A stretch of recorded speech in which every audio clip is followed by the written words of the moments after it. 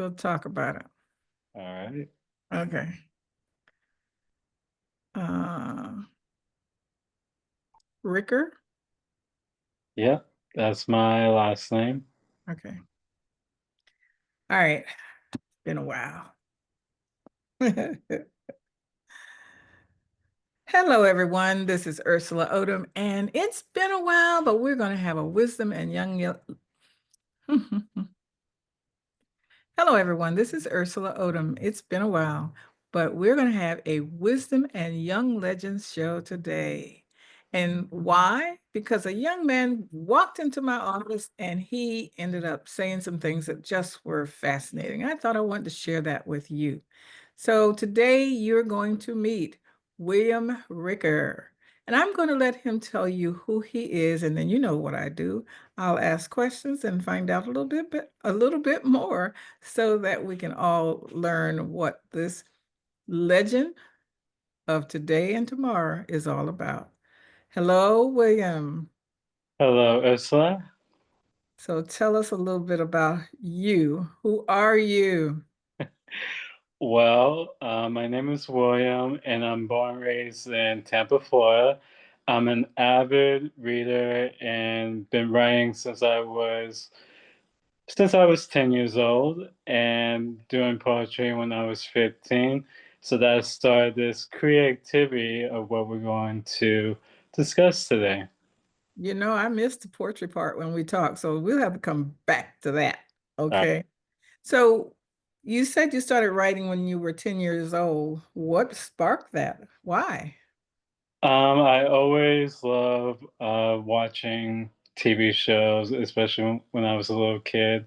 I liked how the scenes played out, and even how the characters move along through the storyline and the plot. So when I was like reading books and would go to my school library growing up, I would just dive in and glance at all the books and see what would interest me. And then when I would look at the books, I'm like, you know what? Let me try to start writing. And then when I did the writing, I wanted to create a world that was nothing like you would never expect. So you read, which introduced you to worlds that you were not a part of or that were a part of, Mhm. and then you start creating your own world. What does that mean?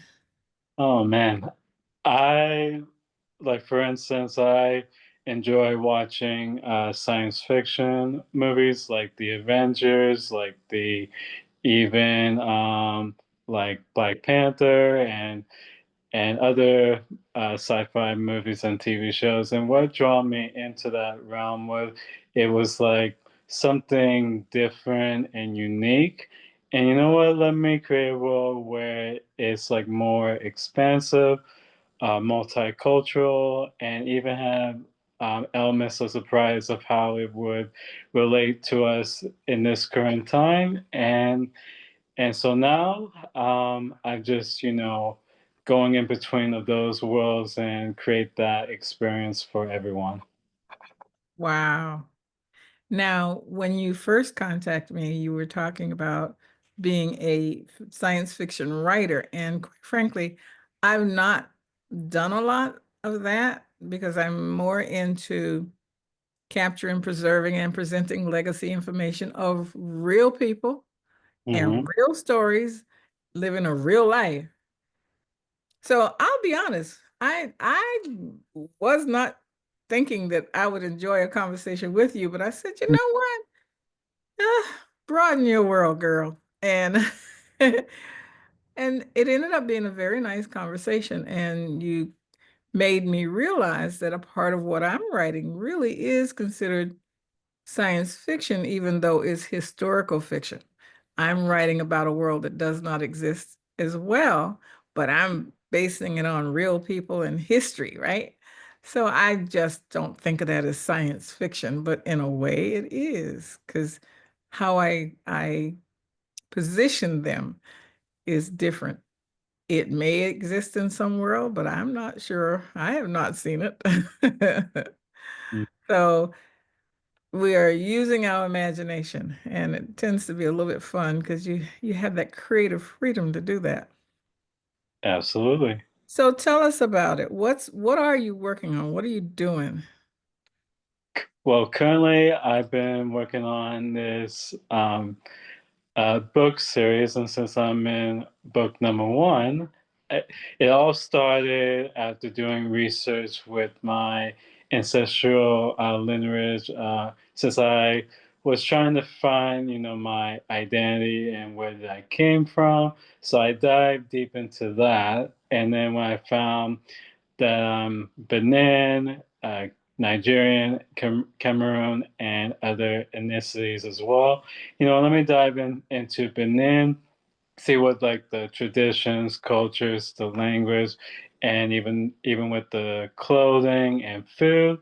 So when I dive into that, I'm like, okay, let me do a little bit more history by even with like the spiritual side of how life and how everything came to be, and then even get to, what, since I was going to start creating like a adoption story about my life, let me do it in a fun, creative way by showing science fictional elements, but also mixing into historical fiction as well. And so right now I am almost wrapping up with my first science fiction book, which I will be self-publishing it in mid to late April. And it's all about multicultural families, even food, tradition, and just the life of how everything comes to be. So did you travel to Benin, or how did you do your research? What, Ah, and did you find any surprises? what I have never been to Africa. I have been to Georgia, but I've never been to Spain either.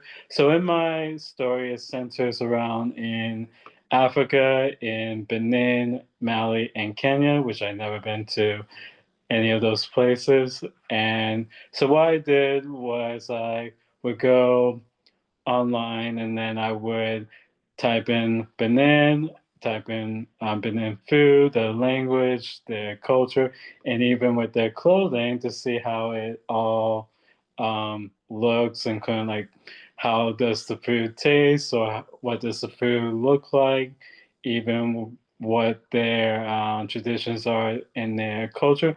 And what was interesting with Benin, they have between, I would say, between like 5 to 12 tribes in Benin that I never heard of. So when I was diving into those tribes, I'm like, I wonder which tribe that I'm in that Benin sector. So when I did research in all Benin, Mali, and Kenya, I was able to, let me represent all three of them and showcase that into my book, including Atlanta, Georgia, Spain, and this hidden world that I created, Canoe, which means the foreign language of uh, from Benin, Africa, meaning Emerald City. Ah. And as I told you when we met, that's when the light went on for me because I was born in May and my favorite color is green. Mhm. So Emerald City, just okay, that resonates with me. It's a beautiful, it evokes in my mind beauty. Is that what's described in Emerald City, or what is Emerald City like? Oh wow! This in my story, it centers like in the 1920s and 1930s, and this hymn world Al Canoe that's based in Benin, Africa. There's three groups that resides there, and it's a breathtaking world that you never believe. It has these three groups named the Pulsars, shifters, and the revolters.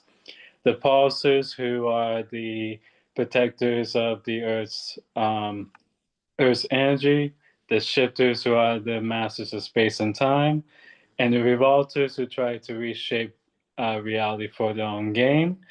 And this world has pulse enhanced energy, whether it's green representing pulsars, whether it's blue and yellow with the shifters, or whether it's red and black energy that spark and it's alive.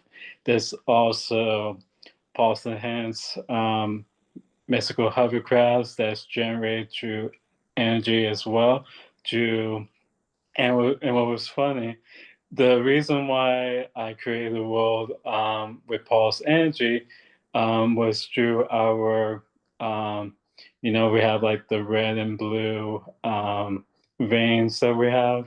Um, and so what I did was create like this pulse energy of how we are able to control it. So I use the dynamic of the red and blue energy to correlate that type of energy. And so I incorporated that into the story plot line and make a world where it's safe, fun, mysterious. There's mystical animals and regular animals as well. That's part of the story as well. And then there's all these elements of surprises into the story as well. Wow. So how close? Oh, you are very close because you're going to print in the next couple of months. Okay. Yeah. So, I also realize that you have a lot of merchandise already. Hmm. That's pretty cool. Tell us about some of that. Yeah. What have you created and what is this? Well, just tell me about that. Well, one of my products is actually the shirt that I have right now. I have the spear and the tree at the center of it that has RSP, which represents all three fractions. So revolters, shifters, and pulsers. The reason why for the tree because it's the cycle of life and how everything comes together through there, and with the stars around it is also representing the atmosphere, how everything is going through time and going through space. So I wanted to create a a logo of my book in that way in order to showcase, let's make it fun, alive, colorful, and make it, where it's like relating to people as well. And even I have some pins that shows like my Emerald City name Al Canoe. I also have pins that showcase my book as well. It's like a flashlight keychain. And I also have some bookmarks that have it's a double sided where it has my book title at the front of it and also Our Canoe at the back of it, including my favorite slogan that I've been telling everybody is pulse, shift, and revolt your life. Oh, that's cool. Okay. So pause. Pulse, shift, and revolt your life. Result. Okay. All right. It sounds like a good thing to do on a daily basis because you're gonna figure out where you are. So Yeah. you know where you're going. And Okay. the reason behind it is because one to make it fun and energetic and even showing how every day we want to conquer our day even with obstacles of what we're going through. So the slogan has a positive meaning behind it by saying, you know what, I'm going to pulse to my destiny. I'm going to be positive. I'm going to do what I need to do as far as being successful, whether it's personally, whether it's professionally.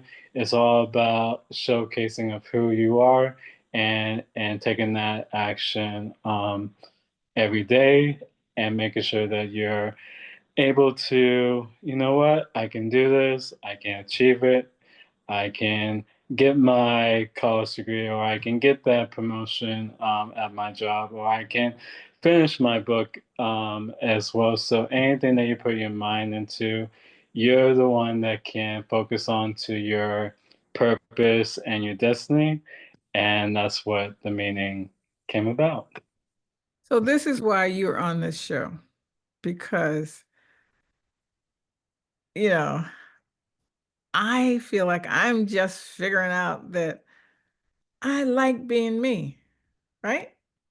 It took a whole lifetime to figure that out. And so you started that as a young person. And if you have that idea of taking control of your life, your day, whatever, now, and have these kinds of dreams and aspiration and acting on them, Mhm. that's legendary. That's why you're here.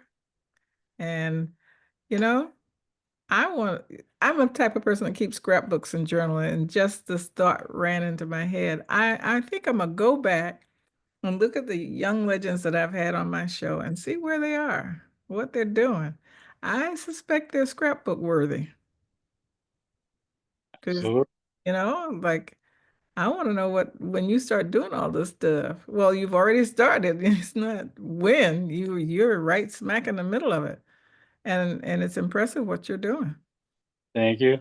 And like you mentioned, it's like going back to history of how they started back then and how they are right and how they are right now. So it's like a history book that keeps on going and continuously of how, okay, this is where I started and where am I going to be a year from now, 5 years from now. So it's definitely a history that should definitely stay intact, and it's definitely vital for our society as well. So you mentioned this was a trilogy. So in a nutshell, say what one, two, and three will focus on.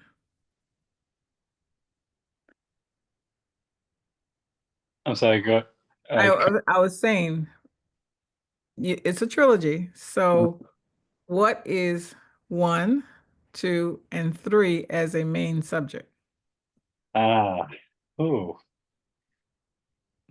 the main subject for all three would be it would be purpose, um, life, identity, searching for your identity, even going through struggles through life, and it's definitely centered around family and different cultures where it really brings like even the issues during the time in the 1920s and 1930s. So that's like the theme um, in my books, in my three books, and surprisingly, it's going to be more than that, more than three books.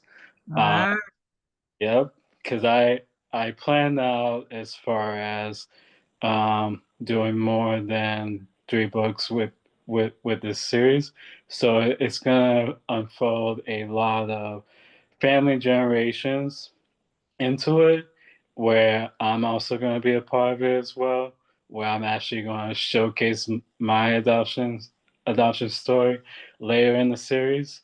So the reason why I started then and presented those themes is how to showcase our history through civil rights, even through going through that time where we're still trying to figure things out and trying to move forward in society and still dealing with the uh, racism during that time and even including important historical figures as well. And even also the theme is as well as even with history, the history of letting our young generations know that is they had a dream, they were successful in their dream, they did what they did as far as whether they was doing civil rights, whether they was in the NAACP or a doctor, engineer, all those possibilities for them is how we are, how they pass that torch to us. So that's what I am bringing into my story and those themes and elements into that. Wow. So I was thinking earlier too that, and I'm back on the trilogy thing. Well, now it's like whatever it's going to be, Yep. somewhat like what I'm thinking about when Bridgerton. I don't know Yeah. if you watched those. I've Okay. seen. So one of the things they did is that each season focused on a different character. Mhm. To be honest, I wasn't too happy about that because I liked that first character. It was like, wait a minute, what you doing with him? However, that now I see is a trend. A lot of shows had been doing that and continue to do it, but that one was pretty pronounced as far as a lot of us were concerned. That had nah, I won't say that. But so, oh, he was cute. What can I say?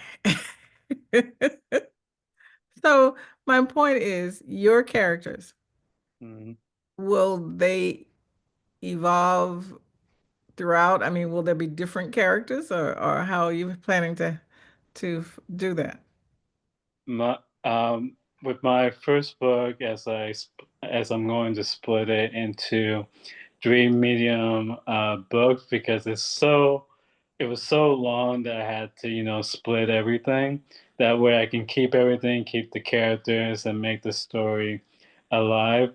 And with these characters, I'm able to each character is going to evolve from the first to the third book, where there's going to be shift and um, a lot of outcomes in their lives. So you're going to see a lot of evolving with all of them. With my characters, it's like I have between like 30 to 40 characters in my book, but they all have a purpose in the book where um, each person is definitely important of what they're going to be doing in each book, and whether you like it or not like it, but I wanted to include every character in my book of having a purpose and the responsibility, whether they're the president, engineering, doctor, or just being a certified trainer. I wanted them to be impactful into the book and they all have a story to tell. Yeah. Um, and they all have secrets. There's a lot of mysteries into it. It's definitely action packed. It will make you laugh, cry. A lot of emotions will come into play into that. And with each book, it's going to be like an alternate ending because I already know what the ending for the third book will be. But I had to, cut it, into the first one where it's going to be more interesting and surprising at the same time. Look at you. You're all into it. So something you said is kind of okay. Somebody will hear what I'm about to say and go, really, Ursula?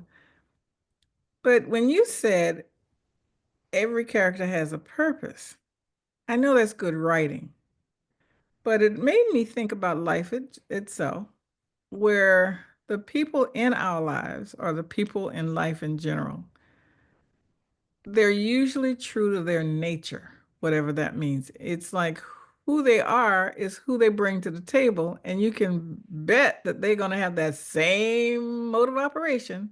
You can trust this person to be negative. You can trust this person to be positive. You can trust this person to be the solution maker, right? Mhm. And that's like characters in a book. They tend to stay in line with who they are. Yeah. And if you change them, it's not so believable. Because wait a minute, you had me thinking this person was this. How come Mhm. you got to explain why his nature changed, right? Mhm. So anyway, I'm excited about your work, and I look forward to seeing it unfold. So any general comments you want to make? Um, Tell us how we're going to be following you, or how to make sure we know when things are happening. Oh. Yes, so I'd be posting on my social media platforms on every Monday, Wednesday, and Friday. I usually introduce like one or two characters on those specific days to Facebook, Instagram, YouTube, and you can follow me. Well, Instagram is ricker.will. Ricker dot Will. My Facebook is William Ricker RSP for the RSP initials. And even with YouTube, it is William Ricker, the author, author.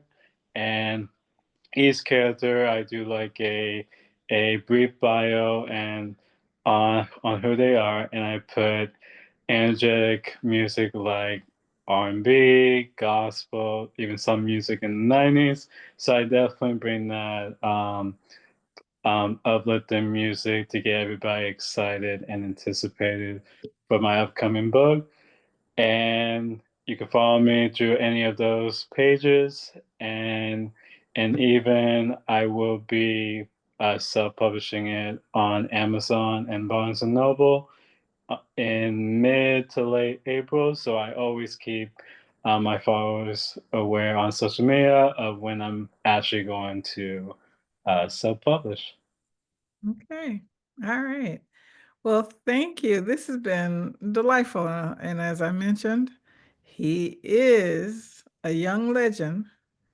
And for those of you that are not familiar with why I have a show called Wisdom and Young Legend, I heard a speaker once say at a family reunion, and it's biblical and based, I understand, that the young man, in this case, he used this as young man, has the strength to cut the path in the forest. He can cut those trees like nobody's business, but the old man knows the way. Mm. So when you put wisdom and young legends together, it's an unstoppable force. And so I love his energy, and there's wisdom in there too. So, um, as one historical person says, it looks like you're building a better world. And I've enjoyed talking to you, William Ricker, the science fiction world creator. Take care. You as well.